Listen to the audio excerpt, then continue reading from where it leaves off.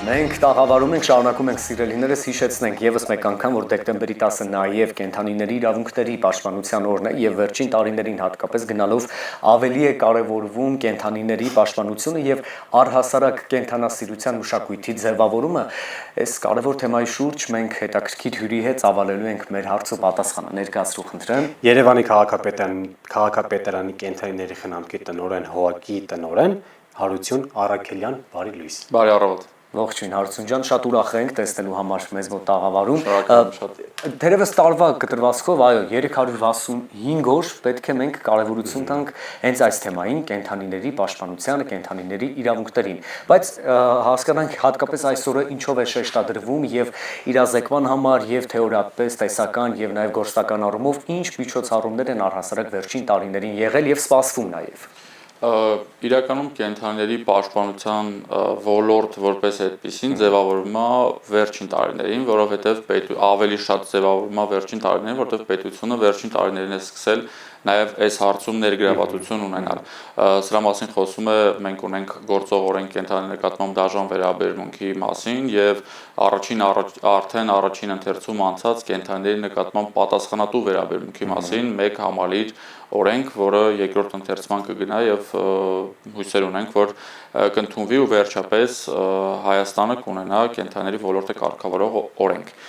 Ինչ է այն իրենից ենթադրում, սա կարճ ասած այն է,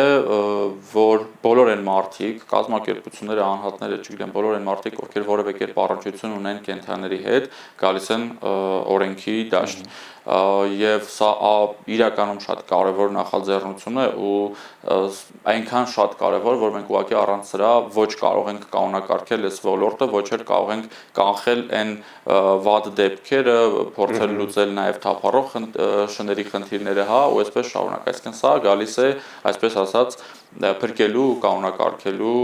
այս ամբողջ ոլորտը, իսկ մենք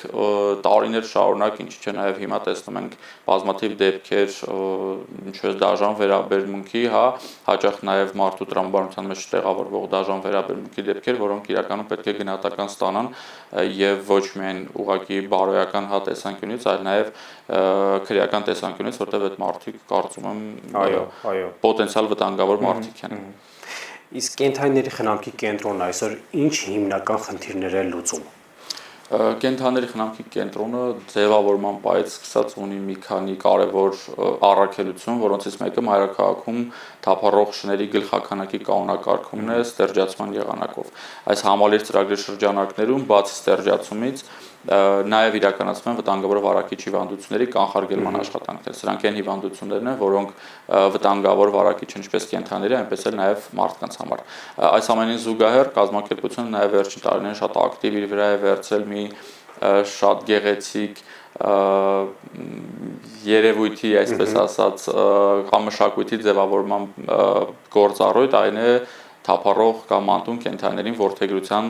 հանձնելը եւ ուրախությամբ պետք է նշեմ, որ վերջին տարիներին մարդկանց մոտ հետաքրքրությունը շատացել է եւ նախապատվություն ամեն դեպքում տալիս են փողոցից կամ կացարաններից շուն որդեգրելու ու ամենաուրախալին է, որ հստակ ցեղատեսակ չունեցող շների մասին է արդեն խոսքը։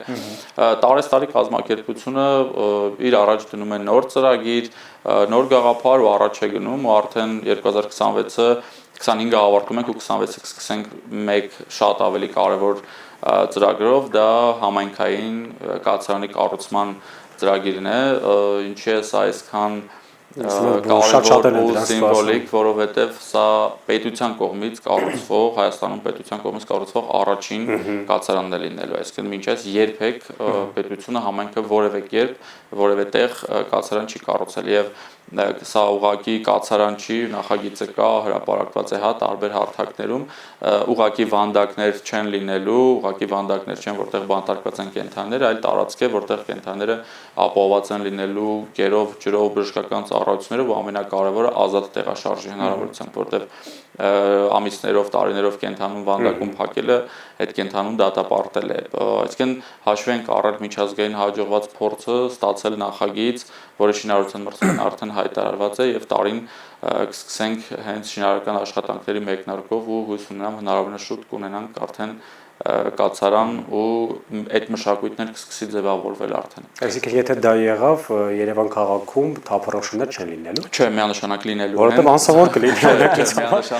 Միանշանակ լինելու են։ Այս առաջի կացարանը նախատեսված է լինելու մոտ 300 թափառողջան համար, բայց սա միակ կացարանը չի լինի, որովհետև սրանից հետո ինչպես Երևանում, նաև այս օրենքի դեպքում մարզերը եւս պետք է սկսեն ծրագրեր իրականացնել, այդ թվում նաև կացարաններ կառուցել, իսկ Երևանում բնականաբար դեռ մենք թափառողջներ կտեսնենք, ուղղակի ինչպես առաջադեմ աշխարհում այս ծրագիրը փուլային տարբերակով է լուծվել, գլխականակն է կանոնակարգվել, այդ կանխարգելիչ միջոցառումներն են իրականացվել հիվանդությունների համար, հետո արդեն քիչ-քիչ կացարաններ եւ տարիների ընթացքում եթե ամեն ինչ ճիշտ գնա, մի օր չենք տեսնի թափառողջներ փողոցում, բայց դեռ կտեսնենք, ուղղակի խնդիրն այն է, որ տեսնենք այն շներին, որոնք անվտանգ են, որոնք առողջ են, հա, իրենցից խնդիր չեն ներկայացնում, ոհմակներ չեն ձևավորում, ու այսպես շարունակ, բայց շատ կարևոր է նաեւ, որ մենք թափառողջներ չտեսնելու դեպքում առաջնային պայման է, որ կարողանանք կանոնակարգել ընտանի կենդանիներին, որովհետև գիտենք թրենդային է դարձել շուն պահելը, հա, բայց ու մարդիկ վերցնում են փոքր ձագեր, հետո այդ ձագերը մեծանում են, տեսնում են, որ չեն կարողանում պահել ինչ-ինչ պատճառներով ու անպատասխանատվության հետևանքով հայտնվում են փողոցներում։ Բնականաբար երևի թե աշխարհում էլ է այդպես, բայց Երևանում, Հայաստանում, երբ ասում են կենդանիների խնամ կամ կենդանիների իրավունքների պաշտպանության հետ կապված միջոցառումներ, միանգամից իհարկե բոլորի այսպես ուշադրության կենտրոնում հենց շներն են։ Մենք քիչ թե շատ հասցրեցինք խոսել թափառող շների հետ կապված եւ նրանց առհասարակ ճիշտ վերաբերմունքի մասին, բայց այո, խոսենք այն մարդկանց մասին, ովքեր թվացial իրենց թվում է, որ կատարելապես նրանք խնամում են իրենց շներին, բայց արի ու տես, որ միայն կերակրելը դա բավական չէ, որ դու վստահաբար ասես, որ այո, ես ճիշտ կարողանում եմ վարվել իմ շան հետ։ Այ ինչ խորհուրդներ կան այն մարդկանց, ովքեր միայն պարզապես սահմանափակվում են շանը սոված չթողնելով, որովհետև մարդ եւ բնություն ու կենդանի եւ բնություն այս կապը եւ ճիշտ հարաբերություն ստեղծելը մեծ գիտակցություն է պահանջում, չէ՞ մարդկանց կողմից։ Ես միշտ իմ խոսքում ասում եմ, որ կենդանի պահելը հստակ պատասխանատվություն է։ Եվ այդ պատասխանատվությունը ենթադրում է, որ կենդանին պետք է ապահովված լինի անհրաժեշտ բոլոր միջոցներով։ Դա ուղղակի կերակրելը չի, չեմ խոսում, որ այդ կերակրելը շատ հաճախ կերակրվում է ուղղակի ինչ-որ պատահիով, այսպես ասած, բայց բացի դա կան առաջնահերթ այլ գործոններ, պահման պայմաններ, որտեղ ապրում է ճունը, արդյոք իր տեսակին, ցեղատեսակին հարմար են այդ պայմանները, թե ոչ, որտեղ մենք վերջին տարիներին թրենդային էր դարձել հասկի ցեղատեսակի շները, որ բոլորը գնում էին, միմյանց նվիրում էին, տանում փոքր տներում, բազմաբնակարան շենքերում պահում, հետո այդ շները բավականին աշխույժ ձայն ունեն, հա, բողոքներ, հետո չկարողանալ պահել ու արդյունքում մենք բազմաթիվ հսկայական քանակությամբ հասկիներ կտեսնենք փողոցում։ Իսկ որ ամենակարևորն է, կենդանի պահելու մեջ պետք է առանձին տեղ ունենան բժշկական ծառայություններն ու պատվաստումները, որովհետև դրանցով կենդանուն ապահով ենք դարձնում նաև մեզ համար, ոչ միայն այդ կենդանուն, չգիտեմ, առողջ ենք պահում, հա, ու մեր ընկերոջը, մեր ընտանիքի անդամի նաև ինչպես տարիների ընթացքում նրանք դառնում են, փորձում ենք կյանքը երկարացնենք ու լավարկել, բացի դա նաև փորձում ենք ապահովագրել մեզ, որովհետև որոշ դեպքերում կան ունեն շները նույն հիվանդություններ, որոնք կարող են փոխանցվել մարդկանց։ Դրա համար սա շատ ուղիղ կապ ունի եւ կենդանի պահելը ուղղակի կեր կամ ջուր օրվա մեջ մի անգամ կամ չգիտեմ դնելը չէ, այլ հստակ պատասխանատվություն է եւ այն մարդիկ, ովքեր ուզում են շուն պահել, պետք է շատ երկար մտածեն, առասարակ կենդանի պահելուց պետք է երկար մտածեն, հասկանան ունեն բոլոր պայմանները, թե ոչ։ Եվ եթե չեմ սխալվում, իհարկե բոլոր շների ցեղատեսակներն են սիրում բնությունը, վազվզել, ծախսել էներգիա, խաղալ եւ այլն, բայց հատկապես հասկի ցեղատեսակի շները մաքսիմալ սիրում են ֆիզիկական ակտիվություն եւ օրվա կտրվածքով, այո, ինչ որ մի ժամային գրաֆիկով պետք է հատկացնել նրանց հենց ֆիզիկական ակտիվությանը եւ էներգիան պարպելու կարեւորությանը։ Գիտեք, մեզ մոտ այս կենդանի պահելու մշակույթը իրականում, եթե հետ գնանք շատ տարիներ շարունակ մենք տեսել ենք, որ մարդիկ շներ են պահում կատուներ, բայց իրականում այս կենդանի պահելու մշակույթը ձևավորվում է նոր-նոր, որովհետև մենք նոր-նոր ենք հասկանում, որ թե այդ կենդանի պահելը ինչ է իրենից կենթանից ներկայացնում, այդ կենթանին զբոսանքի կարիք ունի։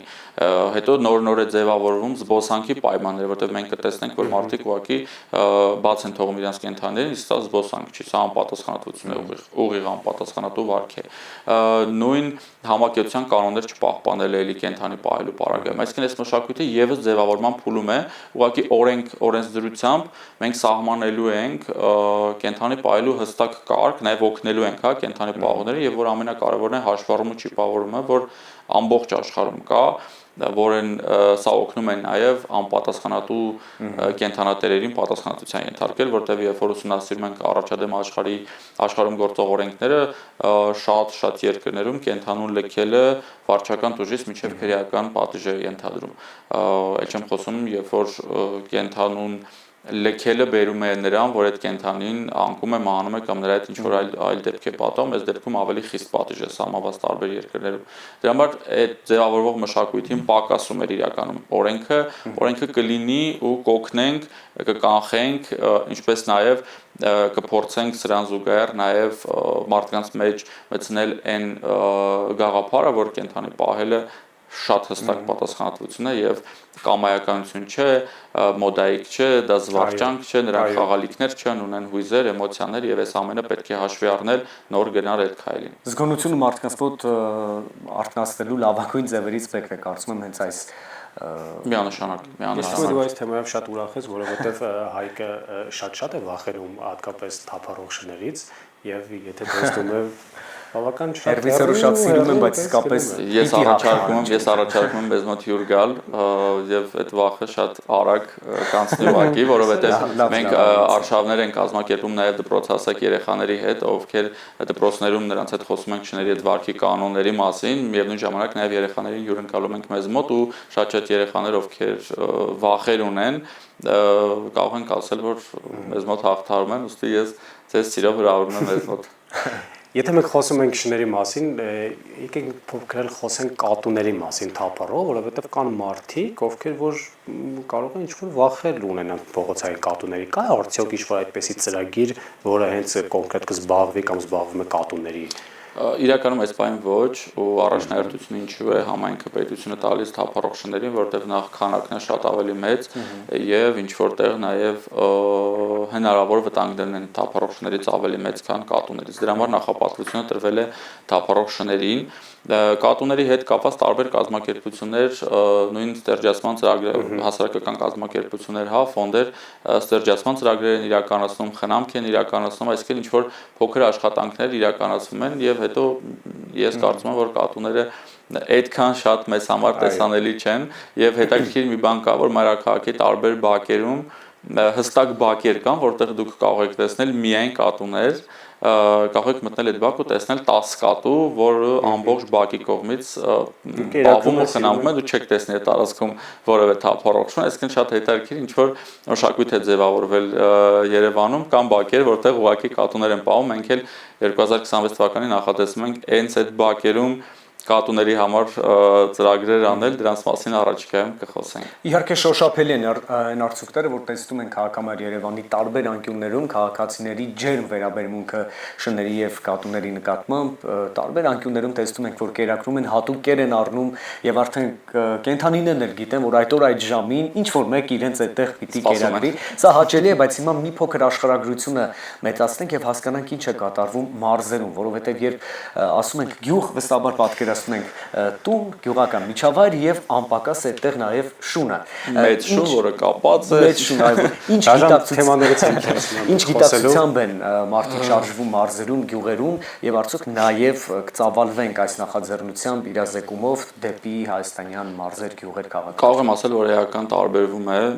եւ վերաբերմունքը եւ իրականացող աշխատանքները, բայց սա ինչքան է տարօրինակ թվա, այս պահին բնական է, որովհետև գործընթացը նոր է սկսել, իսկ մենք գիտենք, որ հիմնական ծրագրերը սկսվում է Երևանում եւ տարածվում այդ օրինակով մարզերի վրա։ Հիմա մենք օրինակ մեր կազմակերպությունը տարբեր համայնքներում նույն ստերջացման ծրագրերը իրականացնում,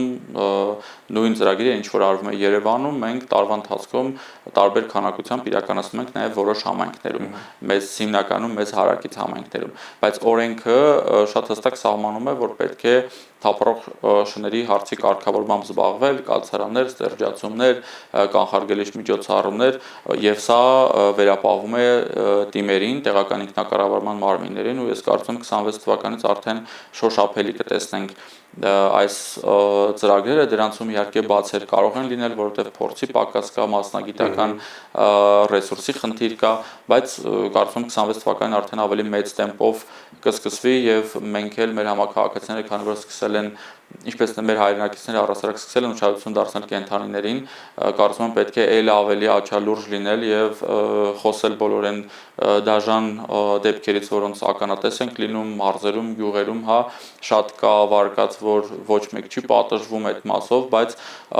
պետք է շատ խոսել, որովհետեւ պատժիչ մեխանիզմներ կան, ավելի են խստացվում, ուղղակի ես կարծում եմ բոլոր արատավոր երևույթների մասին պետք է շատ խոսել, բարձրաձայն խոսել, որպեսզի դրանք մի օր կանխարգելվեն կամ լուծում ստանան, այսինքն ամփոփելով կարող ենք ասել, որ 26 թվականին մարզերում եւս արդեն կսկսենք շոշափելի աշխատանքներ տեսնել։ Հրաշալի։ Ի վերջո, երբ մենք շփվում ենք Շան հետ, շատ կարևոր մի բան պիտի հասկանանք, որ այն եզակի կենդանատեսակներից են, որ լիարժեք հավատարմություն են ցուցաբերում մարդուն, անպատկերացնելի հավատարմություն, իսկ դա պետք է գնահատել եւ մեզ նաեւ այս զգացողությունը հասկանալու համար հնարավորություն է տրվում եւ գրականություն կարդալ եւ դիտել ֆիլմեր ու ի վերջո հասկանալ, թե ինչ էակներ Աստված մեզ բարգեւել շների տեսքով։ Ու նման նախաձեռնություններին իհարկե իրազեկ լինելով փոխենք մեր հոգեբանությունը եւ մտածողությունը կապված կենդանական աշխարհի հետ, այս դեպքում հատկապես շունիկների մասում չէ։ Շնորհակալություն ձեզ։ Ես եմ շնորհակալ թեմային անդառնալու համար։ Ձեր գործերին հաջողություն։ Շնորհակալ եմ, ես ձեզ սպասելու եմ մեզ մոտ։ Անպայման։ Մեծ սիրով Գա բուժեք հայտին։ Հայկը ուղղակի չեմ բացառում, որ նաև հետո շուն ворթեգրի մեզնից։ Տեսնենք ինչ արդյունքներ կգրանցեմ։ Ես ձեզ առաջարկում ենք հիմա վայելել երաժշտական տրամադրություն, վերադառնանք եւ շարունակենք համեցեք։